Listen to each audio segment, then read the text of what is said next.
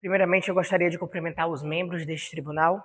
Gostaria de dar um bom dia à excelentíssima senhora presidente da turma, a desembargadora Maria Jambucana, bem como também gostaria de dar um bom dia ao excelentíssimo senhor relator, o desembargador José Coervo. Também gostaria de cumprimentar os demais membros desse tribunal. Gostaria de dar um bom dia ao excelentíssimo senhor desembargador Johnny Walker e a excelentíssima senhora desembargadora Maria Balantines, bem como também gostaria de cumprimentar e dar bom dia ao excelentíssimo procurador de Justiça Adriano Sagatiba, bem como também aos advogados, auxiliares de justiça, servidores e acadêmicos de direitos presentes. Bom, pretendo ser breve nas minhas considerações, na minha sustentação, e gostaria de elucidar os fatos que ocorreram e o porquê de Vossas Excelências se encontrarem aqui. Bom, o meu cliente, o senhor Jorge, ele é empresário e conferiu a outorga de poderes gerais ao senhor Miguel, o autor da ação, ora apelado. Bom, no mandato a qual o senhor Jorge conferiu ao senhor Miguel, teria apenas a gestão dos bens do senhor Jorge. Porém, teria um proveito de 5% de qualquer receita, de qualquer valor que fosse gerado em cima desta administração.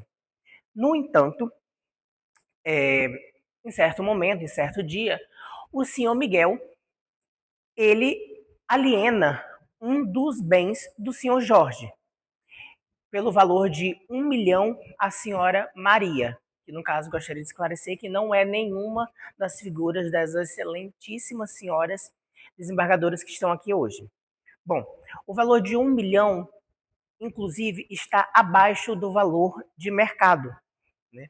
Porém, a senhora Maria teria oferecido um sinal de boa-fé de que pagaria por completo o valor do imóvel, né? No caso, ela deu um sinal de 20 mil reais ao senhor Miguel. O senhor Miguel, ao receber esse valor, entrou em contato com o senhor Jorge, informando que iria fazer a dedução dos valores que eram devidos a ele, bem como sobre os valores que foram recebidos pelo sinal.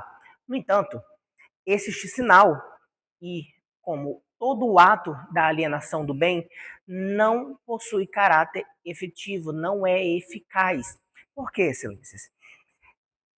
No caso, o senhor Jorge não conferiu sequer poderes específicos, poderes estes que seriam suficientes para que houvesse alienação de bem.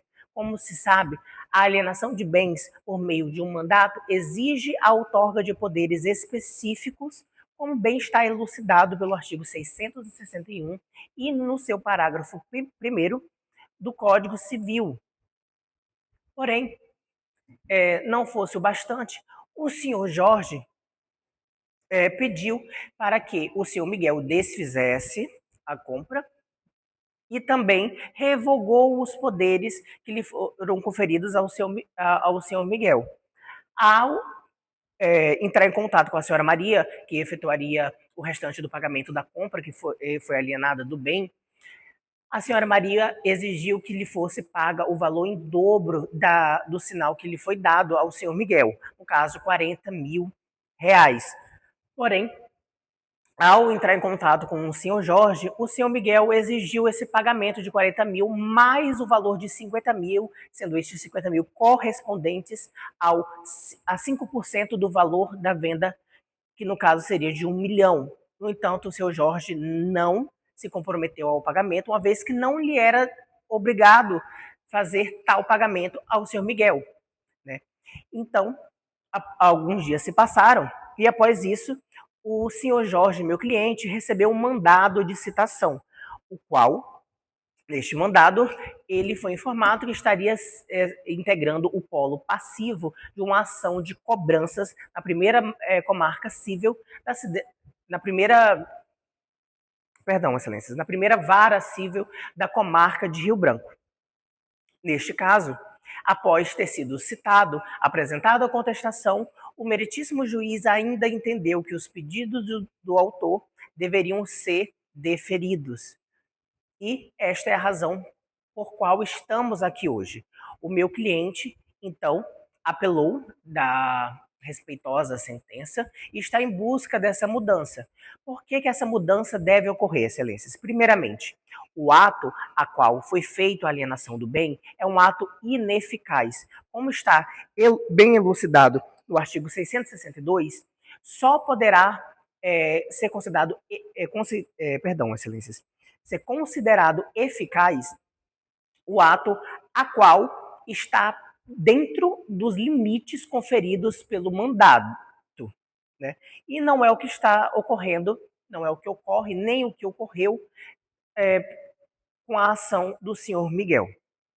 Desta forma, entende-se que também não é cabível o pagamento da remuneração a qual o senhor Miguel inicialmente tinha direito no valor de 5% sobre qualquer um do proveito que surgisse por meio da gestão.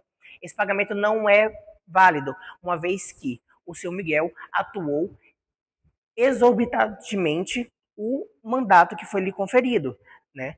Tal situação da qual elucida e está previsto no artigo 675 e artigo 676, prevê que não é possível esse pagamento, uma vez que a ação do mandatário, no caso o seu Miguel, não está de acordo com o mandato que lhe foi conferido.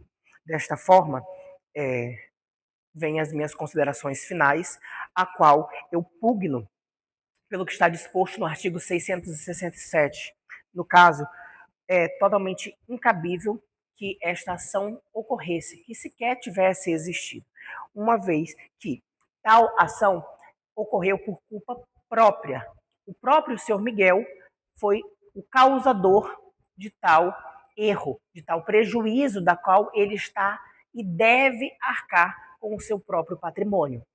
Como eu já bem disse, toda a situação leva ao erro e à culpa do próprio senhor Miguel. O meu cliente, o seu Jorge, no momento, o apelante, não tem dever algum de ressarcir os valores dos prejuízos que foram causados ao seu Miguel, uma vez que este atuou em nome do seu Jorge de forma exacerbada, fora da competência dos seus poderes da qual foram otorgados.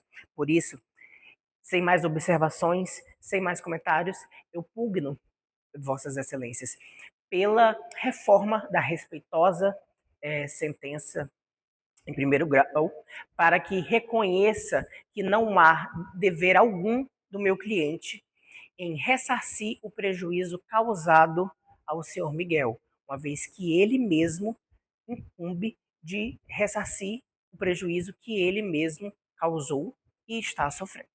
Bom, eu agradeço a atenção de todos e muito obrigado.